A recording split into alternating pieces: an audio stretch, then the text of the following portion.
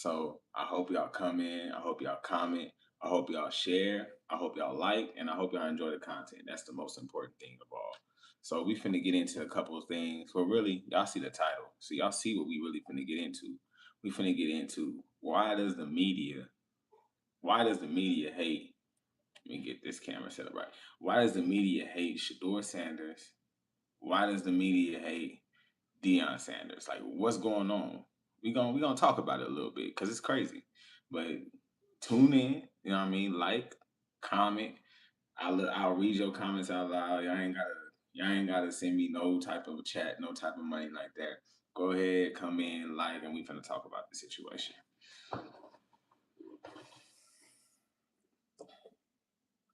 So, so, whew, man, it's been crazy, man. It's been real, real crazy. So we're gonna start off with Shador Sanders because that's where the craziness begins. You know what I'm saying? That's where the confusion to me begins. Because when he was getting drafted, when he was in the draft, when he was going through all the draft process, he was doing coaches meetings, he was meeting with, meeting people. They were saying that he had an attitude problem. They saying that he wasn't professional. And that's the reasons why he fell in the draft. But really, now we're talking about Brendan Sorsby. We're talking about Brendan Sorsby coming in the supplemental draft, and he doesn't have those same issues that Shador Sanders had. We're talking about a man who was underage gambling. We're talking about a man who they say he bet on his team, but there was a couple of bets against his team where he chose the under for his quarterbacks. So we're talking about a person who has character issues, a person who has an addiction, a person who really should be in jail for underage gambling. And then now the Browns media, they want him to be on their team when Shador Sanders had a made up controversy and people were saying, hey, he shouldn't be on this team. He shouldn't even be drafted. To me, that is a crazy flip. That's a crazy work because how you gonna go from saying one kid isn't even remotely talented, his attitude is bad. How you gonna go and say that when Brendan Sorsby actually has character issues, actually has a flaw, and you know what I'm saying? And you're going to go and say that he should be drafted. We should take a risk on him. He's not even that good. Hey, what's up? What's up? What's up? Go ahead. If you like it, like it. Let's have this conversation. He's not even that good. Brendan Sorsby isn't that good. He's not that good of a player. So if you want to get him on a supplemental draft and you compare the numbers, Brendan Sorsby is not even close to Shador Sanders. Because when Brendan Sorsby was on the bench at a trash Indiana team, not getting no play, red shirting and gambling, Shador Sanders was at JSU breaking records. Okay, so now we can skip to when they both in the Big 12. When they're both in the Big 12, Shador Sanders whooped that ass, and Brendan Sorsby was mediocre. His first year in the Big 12, he lost 5 in a row. His second year in the Big 12, he lost 4 in a row. So you're telling me that is a better college tape. The intangibles is better intangibles than Shador Sanders, a person who had a mediocre offensive line, a person who had a mediocre run game, a person who had now he had some decent receivers. Receivers were cold. And then a mediocre defense and still overcame them for his second year and went to the Alamo Bowl. I haven't seen that from Brendan Sorsby. Brendan Sorsby has NFL talent around him. Brendan Sorsby's line wasn't trash. He had a good running back, had a good running game, and still didn't prevail.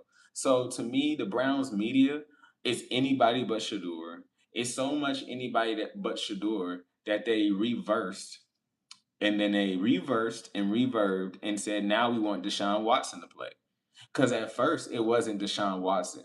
If you look at any Cleveland media, prior to the 2025 draft, it was get Watson out of here. We don't want Watson on the team. Watson is trash. Watson is damaged goods, right? And now that Shador Sanders proved that he can win some games. Now is, oh, Watson's experience. Watson's not that bad of a quarterback. Watson can throw the ball. So the flip from the media trying to cause some type of divide from the Cleveland Browns fan base is pretty crazy. It's anybody but Shador. And if Shador wasn't there, it would have been anybody but Watson. It's so bad. The only thing they can all agree on is that Dylan Gabriel is toss trash. Like Dylan Gabriel, he's trying out there, but the only thing Cleveland media can agree on is Dylan Gabriel shouldn't even be playing. And last year, that wasn't the case. Last year, the case was Dylan Gabriel's a supercomputer. Dylan Gabriel's miles ahead. That was the case last year. Now they can't say none of that. Now they saying Dylan Gabriel's horrible. So Cleveland media really needs to stick to one story and stop flip flopping. I get it. I don't want Shador to be our quarterback. Y'all want Archie Manning. Cool. Y'all not gonna get Archie Manning. Archie Manning's gonna stay in college another year, and this quarterback class coming out is not going to be the quarterback class y'all expect. Probably is going to be CJ Carr and some throwaways. Sellers is going back. Oh, and Dante Moore. Sellers is going back. Arch is going back. Everybody's going back if they can go back. So to look forward to a draft class that we haven't even seen on the field this year, it's crazy. Especially when NIL is so relevant in the league. They can make more in NIL than they can make in their first check in the NFL. So why even come? Why even come out? And then let's go right back to Sorsby. He didn't even think he was good enough to come out because if he had his way, he would be playing for the Texas Tech Red Raiders. He would not be in a supplemental draft. He would not be having a pro day in July to hopefully get drafted in a supplemental draft. So to say that Sorsby is better than Shador, his intangibles are better than Shador, is crazy. It's crazy. He's okay. He's a decent quarterback. He still needs to improve. College scouts don't even think he's that good of a quarterback. NFL scouts don't even think he's that good of a quarterback. Because if he was that good of a quarterback, he would have did the Ty Simpson and got into this draft. So wasting your time on Brendan Sorsby, wasting your time to try to find a replacement for Shador Sanders when Shador Sanders all he did was show that he wants to be in Cleveland. All he did was show that he is wants to be a part of the community in Cleveland, and he won games 3 or 4. Should have been 4 or 3 if Kevin Stefanski didn't call the wild dog package against the Tennessee Titans. Bad coaching is why he was 3 and 4. He is 3 and 4 in spite of bad coaching. All the other quarterbacks had the same bad coaching and couldn't win, couldn't overcome that. And they had a healthier roster. Shador Sanders overcame the bad coaching. He overcame the stigma. He overcame coming back from QB4 all the way to QB1. Hell, that's like an NCAA road to glory. In 1 year, he was QB4 to QB1, and it wasn't because it was handed to him. That man earned it all the way up. So I don't get this media hate. I already know why some fans don't like him. Hey, you know what I'm saying? We ain't even going to get into that because it's obvious. But I don't get the media hate. If I'm the Cleveland Browns media, I want to win. Hey, what's up, y'all? What's up, y'all? What's up, y'all? If y'all want to talk, y'all want to ask questions, y'all want to get into the conversation, I'm just freestyling. So if y'all want to get into this conversation, let's get into this conversation. You look like the Browns. Hey, I mean, I got nice skin. I can't say I'm blessed, melanin blessed. You know what I'm saying? I don't really take insults. I don't care. But anyway, um, so let's get back into it, right? So there's a smear campaign going on the Sanders, right? The both of the Sanders, right? Deion Sanders and Shador Sanders. And if Shiloh Sanders was still playing football, there'll be a smear campaign against him. I don't recognize. I don't think the Browns are stupid because why would they trade Myles Garrett for Jared Verse? No, I'm not saying that they're stupid. I'm not saying that they're dumb. I'm saying the media, the Browns media, the Browns franchise is moving good. This is probably the best we've seen the Browns franchise move in a long time. So I'm not saying that the Browns franchise is stupid. I think the media is stupid. I don't think the media can read the tea leaves that Andrew Berry is leaving. Like they're going to They're going to go see what's his name? They're going to go see Brandon Sorsby throwing. And of course you'll go see him throwing, right? You want another team.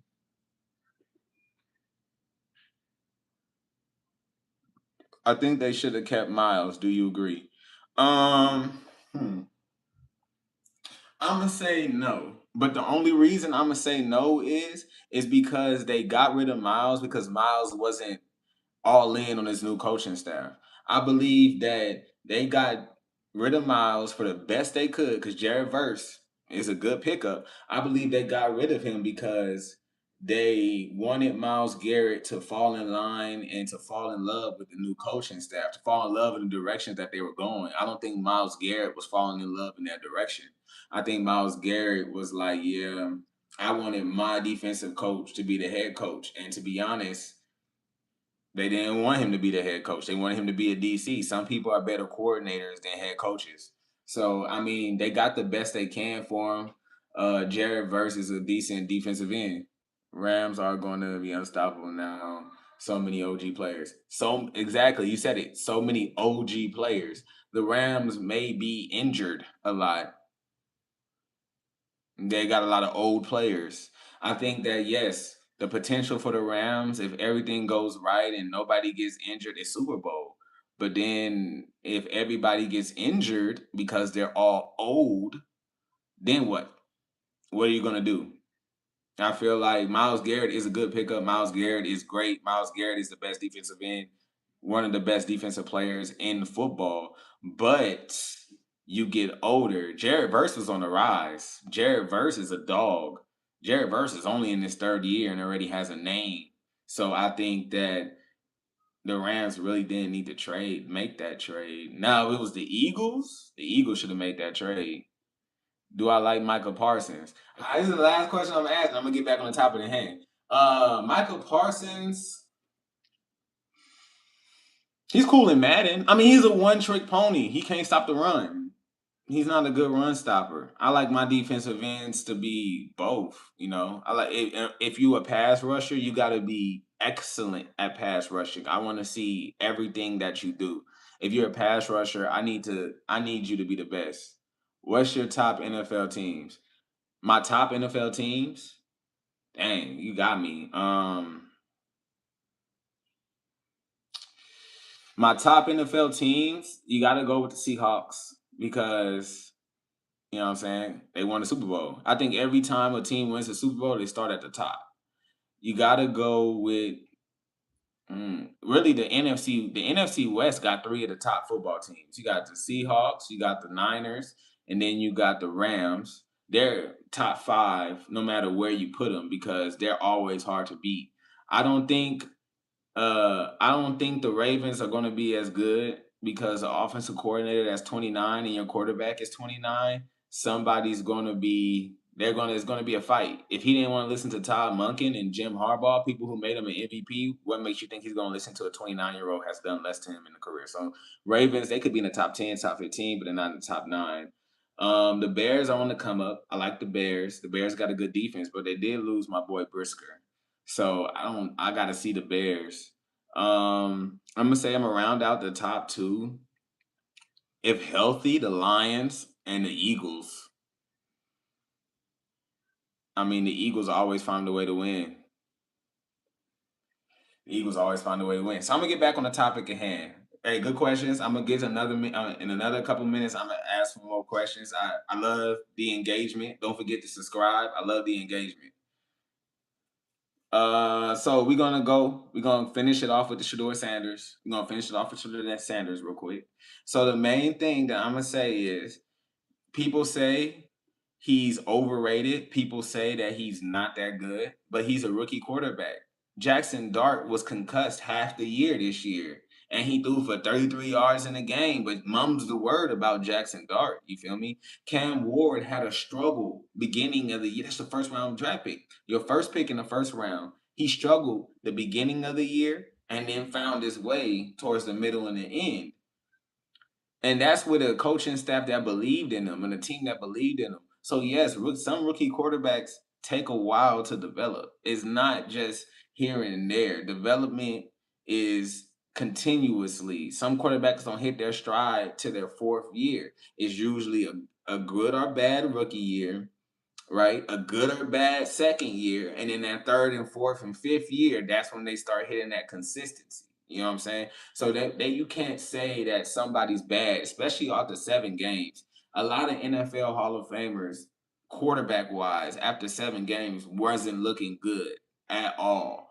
So for the media to say that he's not good at all, for the media to say he's not a franchise quarterback, when he proved every place he's been to, he's turned around. Whether it was Jackson State, whether it's Colorado, whether it was Trinity in high school, he's turned them all around. So you can't say he's not a franchise quarterback. Well, his career says he's a franchise quarterback. You just got to give him a chance.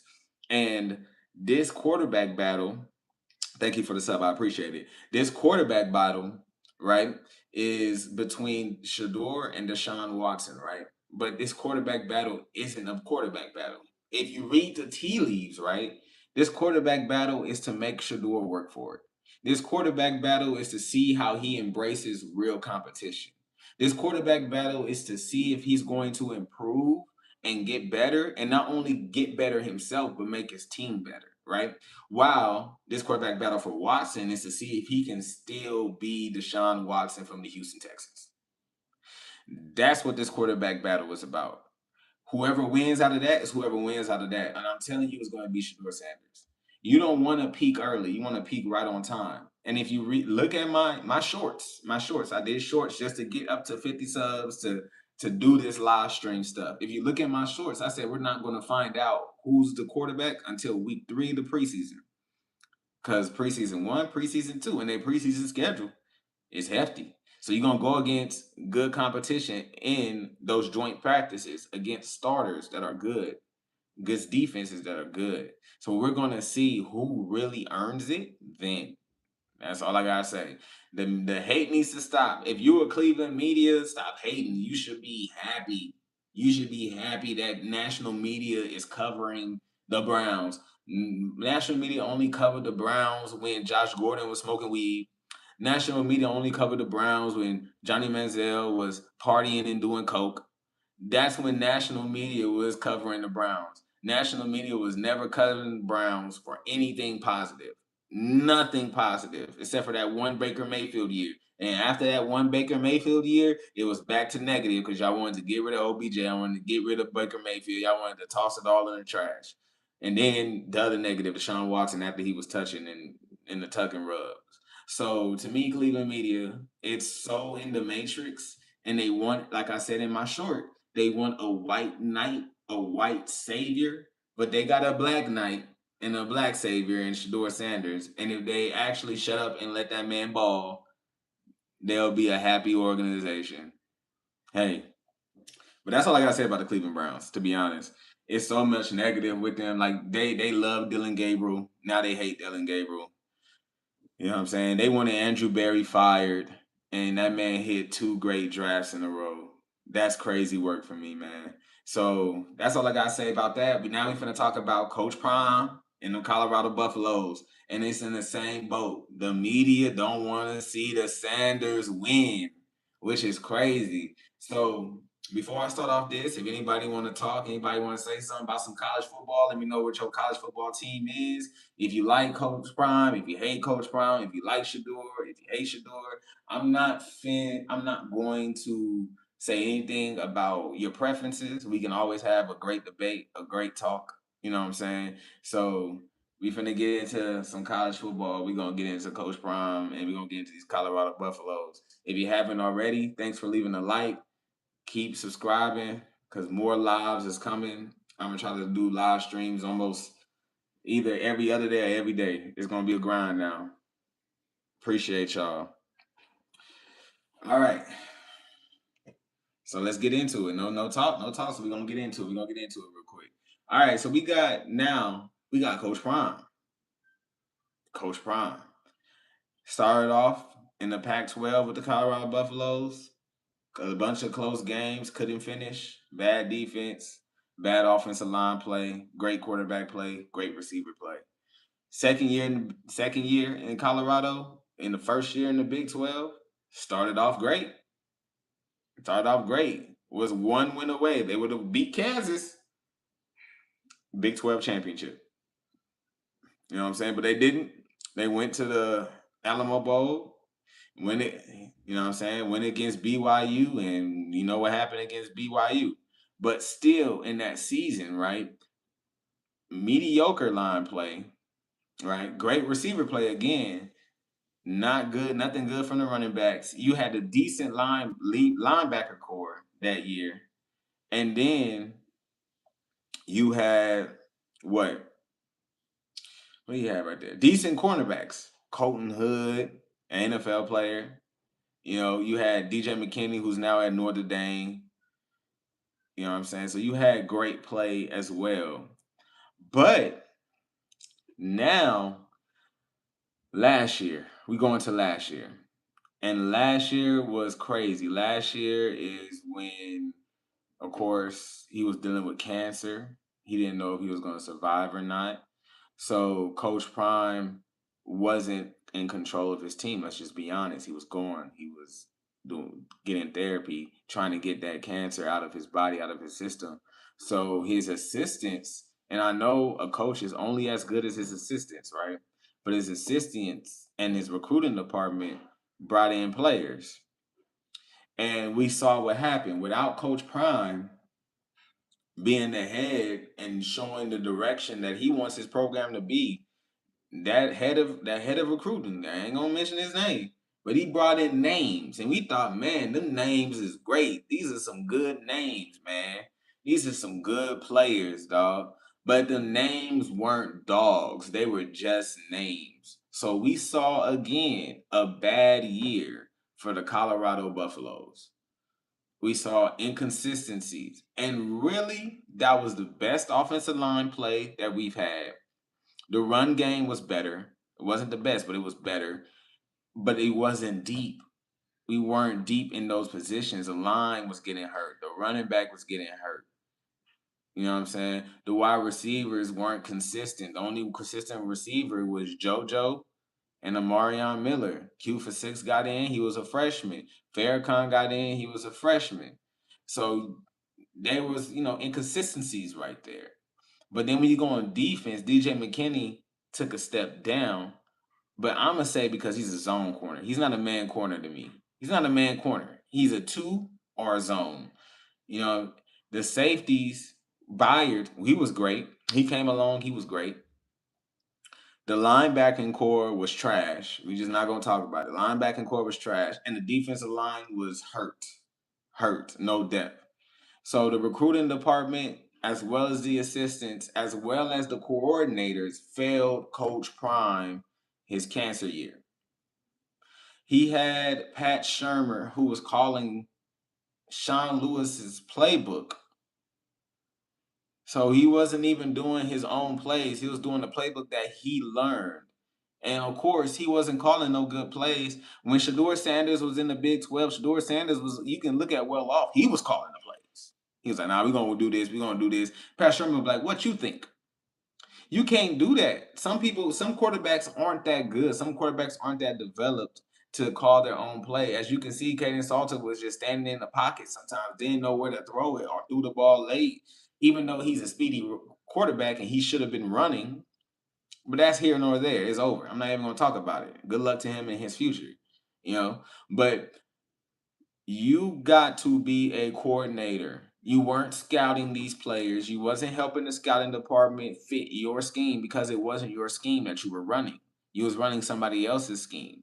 So I don't know. That was already going. I'm glad he's gone. I'm glad he's stepped down or whatever. He's fired. I'm glad he gone.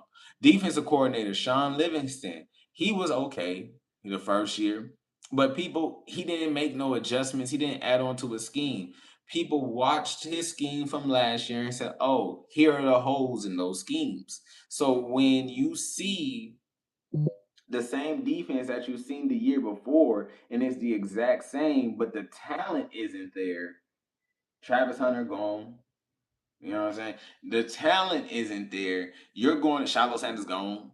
You're going to attack the holes and the flaws of that defense. And if you ain't got no dogs at the corner position, then you ain't got no dogs at the corner position. And again, Sean Livingston, more of an NFL type. He didn't really recruit nobody like that. So everything was placed on the recruiting department. The coordinators did not help develop their offense or defensive schemes. So that's why the Colorado Buffaloes was trash last year. I'm just gonna be honest. I blame Coach Sanders. He was fighting for his life. He wasn't in office. You know who was in office? The coordinators. And the coordinators did not help him on his schemes at all. So we get to this year. The biggest replacement for this year, Brendan Marion. Great OC. Great system. He has his own system.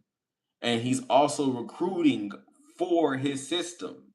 And by recruiting for his system, they bought in some of the best players in the transfer portal at their positions. Danny Scudero, Moore, DeAndre Moore from Texas, SEC caliber, Ernest Campbell, Cam Perry. Those are great wide receivers that they brought in because Brendan Marion is good at what he do. He's good at coaching his system and he's good at recruiting kids for his system, right? So that happened. Running backs. The running backs are coming in. The running backs is in. So they're deep at wide receiver. They're like 8 deep at wide receiver. They're 4 deep at running back. They got Julian Lewis. They got Zach Wilson's little brother who's cold. Not cold, but he good enough. You know what I'm saying? He good. He ain't bad. He good.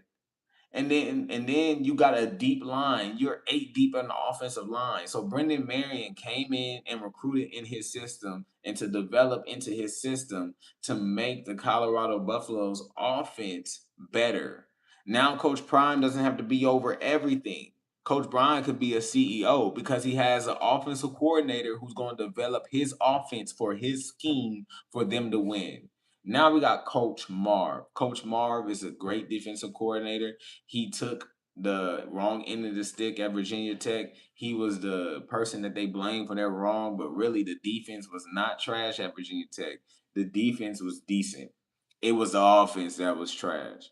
But same thing, Chris Marr brings in a scheme, he brings in identity, and he's going to recruit for his scheme and his identity. And now you're seeing 16 recruits for Colorado, more from most in the Coach Prime era. You're seeing um you're just the transfer portal. You're seeing kids come in that fit the scheme that Coach Marr wants to run. You probably have the best linebacking core in Colorado under Coach Prime that we've seen. We got dogs at corner and safety. We got dogs on the line. Why? Because these coaches and these coordinators are bringing in kids that fit their scheme. So now people are saying that Colorado isn't going to win. People are saying Colorado is going to be the worst team in the Big 12, which is stupid, which is plain dumb. Colorado is not going to be the worst team in the NFL. I mean, the NCAA. Sorry. They're not going to be the worst team in the Big 12. Iowa State is. Iowa State lost everything. They lost everything. And the fact that they have Iowa State and West Virginia at a higher than Colorado is crazy. They were talking trash about DJ Lagway at Baylor. They were talking high trash. They're saying he's not a college quarterback. They're saying he's not a starter. And they have Baylor above Colorado Buffaloes. Texas Tech lost their gambling addict, and they have Texas Tech at number 1. This is crazy to think Colorado isn't going to make a leap this year when Coach Prime has never had in his coaching career a back-to-back losing season is crazy. When I say if you a gambler and you gamble, I don't gamble. I don't do that. That's not me. But if you're a gambler and you see Colorado's win total 4.5, you better bet the over.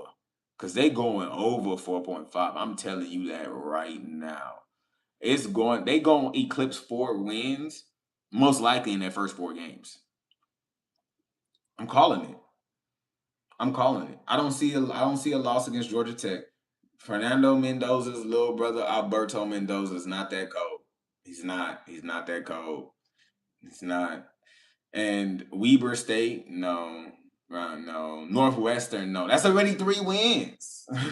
So to say that Colorado isn't going to eclipse 4.5 wins is crazy. I believe Colorado, with the talent that they got, with Julian Lewis at helm, who people sleep on, one of the best quarterbacks in the division. I feel like Colorado can, at their ceiling, their first year in the Big 12. I mean, at their ceiling, their floor. Because some of those games in the Big 12, they should have won. Their floor is going to be their first season in the Big 12. Their ceiling, I mean, they can win. Every game is winnable on their schedule. Every game in Colorado's schedule is winnable. But let's talk about Coach Prime real quick. Coach Prime has players in the NFL.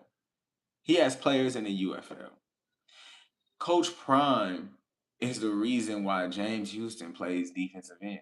He wanted to be a linebacker. So if you're telling me that Coach Prime can't coach, but yet he has a dude who was a linebacker when he got to him, converted him to a defensive end because he seen the vision that he can be a great pass rusher, and you're telling me that man can't coach? Watch it again this year, y'all. I'm gonna end it on this. But Kylan Salter, Caden Salter's little brother, was a linebacker last year. Coach Prime said, I see you better as a pass rusher. Put two and two together, we might be seeing a second, we might be seeing another pass rusher get born. But I like to thank everybody who tuned into the live. I wasn't trying to make it that long. I like to thank the people who commented and joined the conversation and asked me questions. We can talk about football all day. There's gonna be game. I just wanted to get my, you know what I'm saying? I couldn't do this in short form. I couldn't, because people were talking crazy. I couldn't do this in short form. But what we're gonna do is, just stay tuned. I'm gonna make shorts. Please be active on the shorts. Just comment, like, subscribe, build this nation. Born to be great. You know what I'm saying? BTG. We in here. Salute to y'all. Y'all have a good rest of y'all day. Thank y'all.